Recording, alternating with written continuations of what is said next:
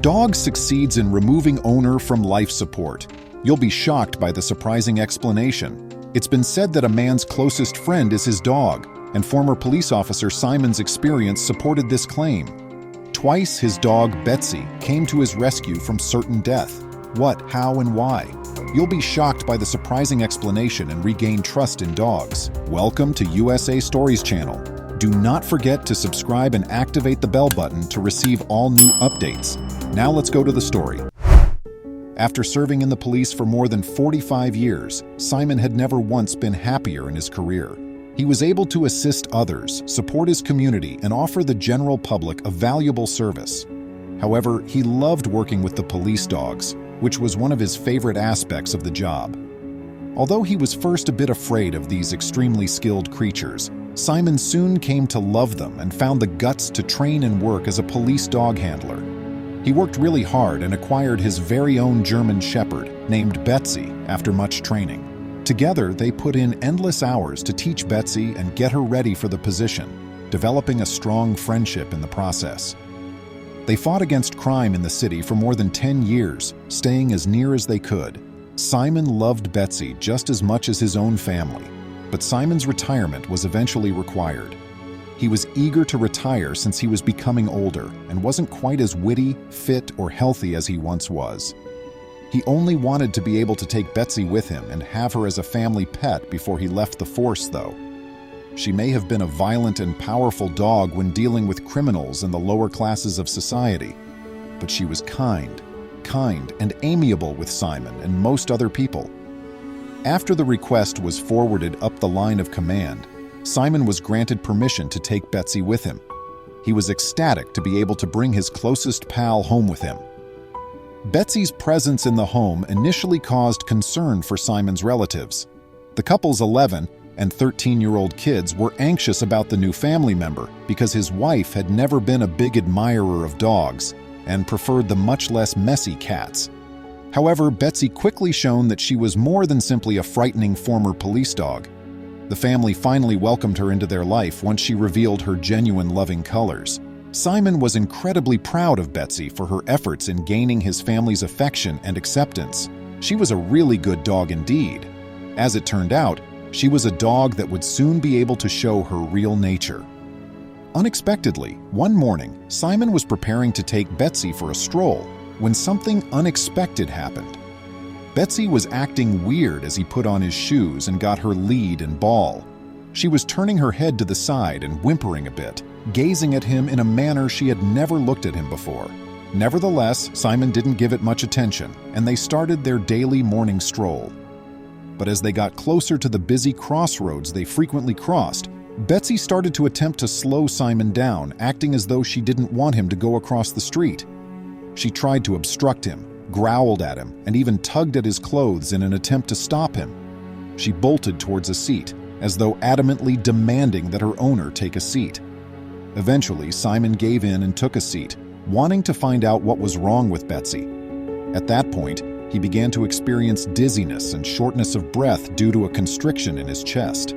Before everything turned dark, Betsy was putting her head on his lap and whimpering softly. He eventually sagged to the side. Betsy realized that Dad was having a heart attack and insisted that he sit down. Things may have been far worse if he hadn't followed her directions and had suffered a heart attack while crossing the busy road. Betsy never left Simon's side in the hospital. This dog was extremely devoted to her owner. In fact, she would snarl and bark anytime he was taken away, even though it was obviously abnormal for canines to be at the hospital. However, Simon suffered a massive and powerful heart attack, which left him in a coma for more than 2 years. Simon stayed unconscious, his heart still feeble but steady. Doctors were still unable to determine the cause of his coma, though. Every day, members of his family paid him a visit, engaged in conversation, informed him of developments, and celebrated birthdays and other milestones.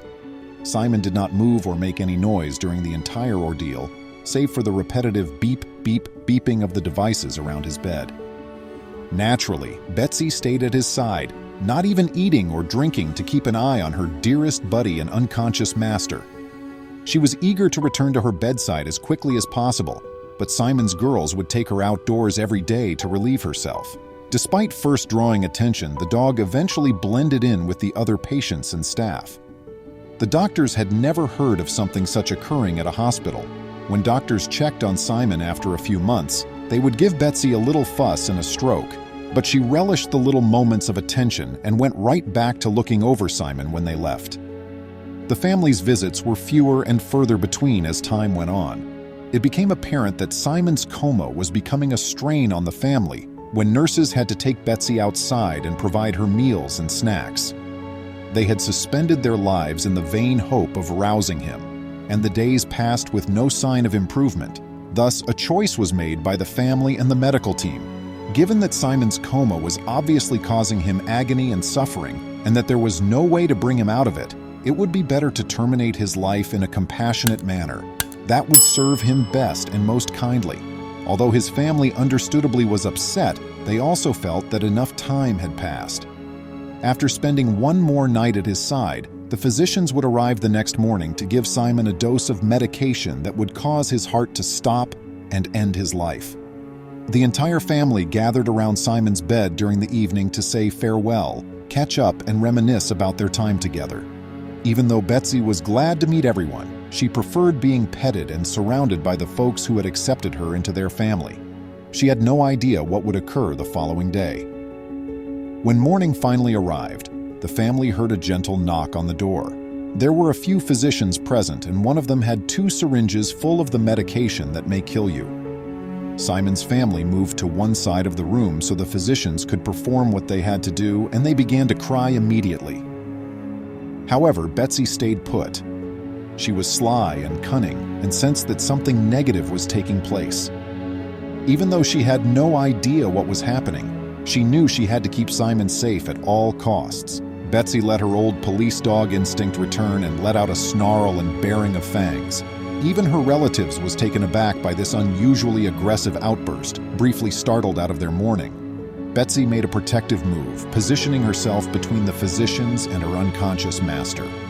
She was determined not to let anything bad happen to him. But was she detecting anything? Or was she just being the protective person she always was? A shift? She turned abruptly and jumped onto the bed, her ears perceptibly pointed, her head resting on Simon's chest.